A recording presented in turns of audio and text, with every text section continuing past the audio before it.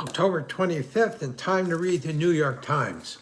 Actually, the Times on the front page now is a big picture of what the East Wing of the White House used to look like, and a long story on what has happened, and it's just too bitter for me to look at or even talk about.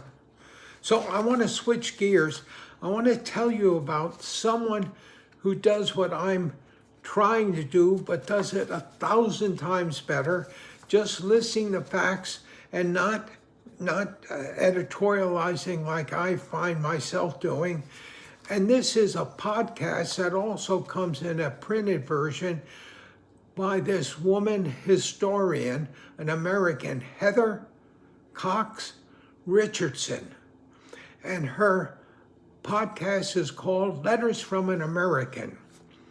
In today's written version of her podcast, she talks about how Trump is now thinking about buying beef from Argentina, and American farmers are already upset that his tariffs ended the Chinese imports of U.S. soybeans, and now ranchers are outraged at Trump's focus on Argentina rather than on Americans.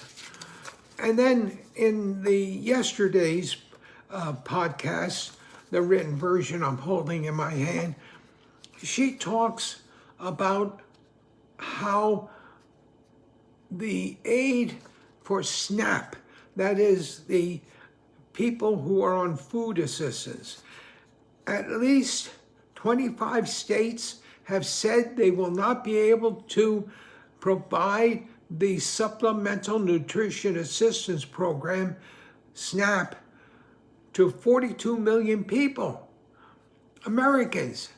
And they have the money, but he won't release it. They have the money in a contingency fund and he won't release it. 1 out of every 8 Americans gets an average of $187 a month in food assistance. Most of those are children, older Americans, veterans, people with disabilities, and working people.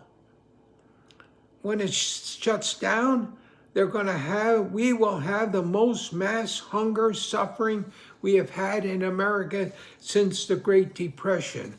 And that is because of Donald Trump. Good God. 154,000 people are going to lose their jobs in the healthcare industry.